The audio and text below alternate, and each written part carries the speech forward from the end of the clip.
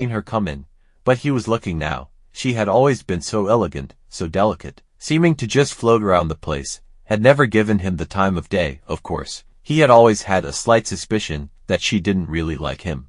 Probably the reason he had liked her so much.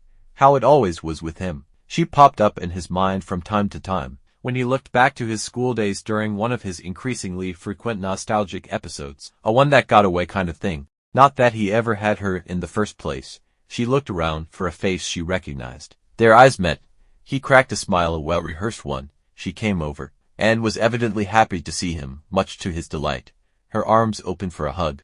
Her sweet perfume lingered long after he let go, not wanting to make her uncomfortable, as happy as he was to stay in her embrace till well after. Close, she smiled at him as she pulled back, the edges of her lips dipping to a more neutral position during an awkward pause. Neither sure what to say next, avoiding each other's direct gaze. Been a while, too long, he said, with a wry smirk, finally meeting her eyes. House? Belfast, isn't it? Oh, brilliant. Pleasantly surprised, she remembered, although it would make this next part slightly more awkward. And you're in, DCU. Oh, yeah. UCD for dyslexics. Her eyebrows moved closer together, confuzzled. What? Another one of Dad's clangers. He really was his father's son.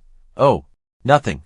Just a bad joke. You always had plenty of those. All right then, he said, faking offense. In truth, there was a little bit. He had always tried very hard to make people laugh. And she was no exception. A drink? Oh, thank you. A vodka cranberry, please. He had hoped she was a beer drinker. Buying girls drinks was costing him a bloody fortune. After taking their drinks, he motioned to a free bench in the corner, against the wall, with his free hand. Over there, sure, she said. They both tried and failed to suppress their grins as they walked over. Should probably say hi to the birthday girl, she said, taking a small sip of her drink. That would be pretty bad form, yeah, although last I checked she was on her 6th. So she probably won't remember anyway. Were you down over Christmas or? Yeah. About a month. Going back up tomorrow, start back on Monday. That's cutting it close. Did you stay down just for this? She said, with a tone of surprise. Yes, of course. Couldn't miss her birthday. That's very good of you. I didn't think you were that close. Funnily enough, I don't know the last time I saw her. But I thought it would be nice to see her. I was hoping I'd bump into some old friends, actually. Turning to face her, he took a sip of his pint without breaking eye contact. Those sweet brown eyes. There was a shyness but a hint of rebellion in them, and, above all, a real warmth. God, she was gorgeous. She turned away, a faint smile appearing. She looked towards the bar, but simultaneously at nothing in particular. Did you see who you were hoping to? He smiled, and took another sip. Various friends came by to say hi, exchanging pleasantries, all with him struggling to remember what it was exactly that they did now. Half of these courses sounded made up. He had always hated that about himself, and could never decide if it came from a place of self-absorption or absent-mindedness.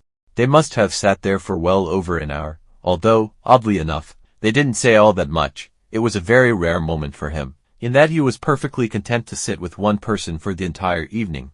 Gone was his usual instinct to hop to another table, using the same joke he'd used 26 minutes before to make someone else laugh. In that moment, he thought of nowhere else he wanted to be except sitting on that bench. Their thighs almost touched. Once or twice, when he would make a joke, she'd briefly hold onto his arm as she laughed, perhaps a touch more than the joke itself deserved. He would do the same, lightly brushing against her arm when he was saying something. She didn't run away at 250,000 miles an hour, which he took as a good sign. He placed his right hand in the small space between them, and delicately brushed his fourth finger against her leg. As their conversation on old teachers continued, a rich smile came over her face as she leaned in slightly.